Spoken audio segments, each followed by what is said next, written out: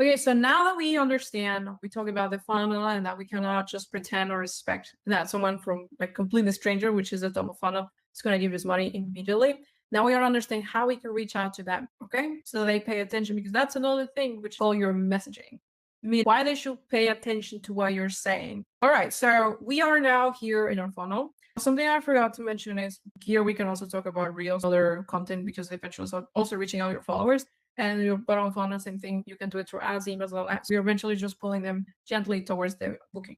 Now, how can we make an ad to top of funnel, which is this part? Okay, this like someone who doesn't know you, doesn't trust you, and we want to make the sell. And if we launch a funnel like this one, which is a video ad to direct messages, and then eventually try to sell them there, what should I say in this ad? How can I make sure that someone will pay attention? Because it's not just launching an ad and then absolutely everybody will pay attention and eventually give you money. Is that you need to make it good enough that people like your dear client will pay attention. How do we do that? There is a really nice book that I highly recommend that is called Breaking Through Advertising by Eugene Schwartz, which basically talks about the market awareness. Roughly speaking, is how much does your ideal client know about your service or product? So in that way, we can also make a reference to David Ogilvy, which basically says that your headline is your most important part, right?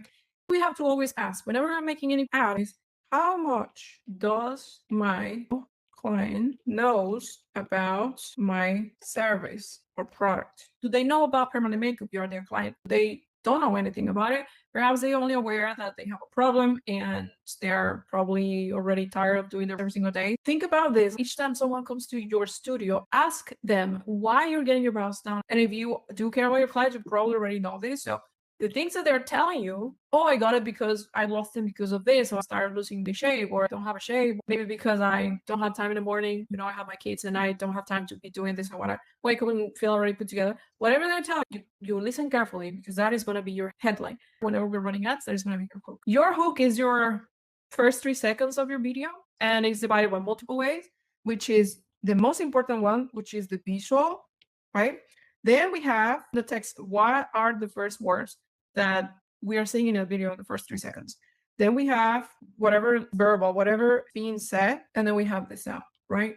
This is because sometimes people see their ads on mute. So even if you have a sound in your ad, they're probably not going to listen. So this is the order and importance in your hook. Your hook is how much does my client know about my product?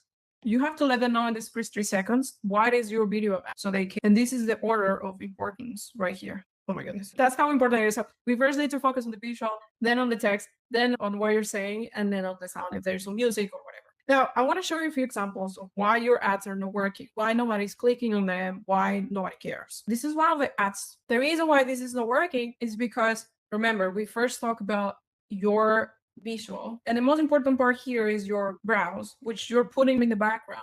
You're covering them up. The second part we talk about, which is your text, it is not really like the letter is hard to read. You have to make it in a font that is easier for them to see. Now, also, if your ideal client already know about powder brows, because remember, we always have to ask ourselves, what does my client know about permanent makeup? Do they know about powder brows? Now, coming back to the book that I was telling you, the market awareness, you will understand that it's probably not a good idea to go straight to powder brows, unless that's a really known technique.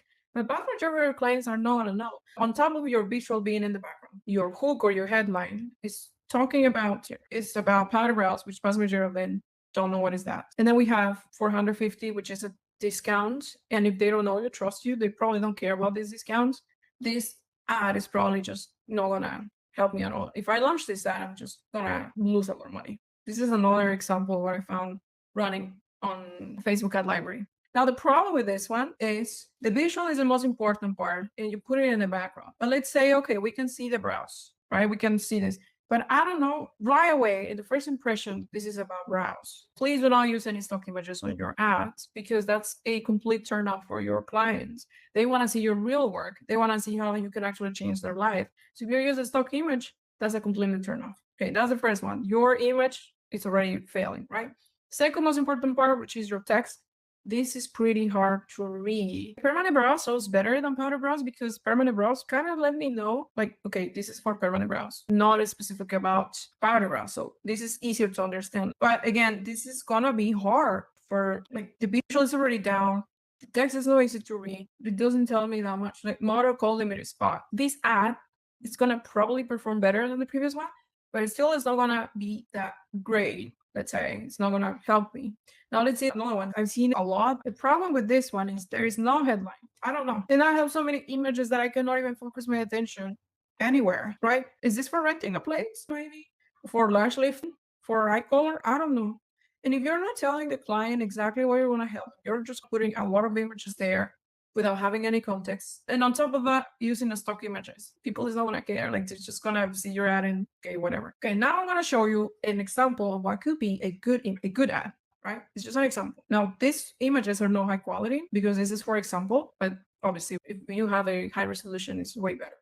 I want to point out a few things here with you. So we first have the visual, which is the most important part. It is clear and it's not on the background. People can clearly see the difference before and after, which are high converting ads, right? I can see how was the brow before, how it's now, and it's focusing on the eyes. So I'm not guessing if this is about something else. Now, the second part, which is the text, we can actually see here, like thinning brows. This is one of the things that clients usually tell us, okay, my brows are thinning too much, so I need to get them done to make them look fuller. They are saying, okay, my brows are getting super thin, or my brows are exposed, whatever they're telling. What we do here is first some social proof, right? You put how many clients you have had, like how many people actually you work with. Now, another thing is we are actually putting the location. So whenever someone see this ad, they already know, okay, it's in Los Angeles. People always ask where you're located when now they see that. And then here they have a clear CTA, how they can actually get this done, like how they can reach us, send a message now to book. This is pretty clean and simple and easy for them to understand. And this one performs way better. When my clients come to me, they always tell me I've been running ads and nothing is working. But it's because your messaging, the way you're reaching out to people, it's not talking to where they actually care. Ask yourself, how much does my client know about what I'm doing or how can I help them?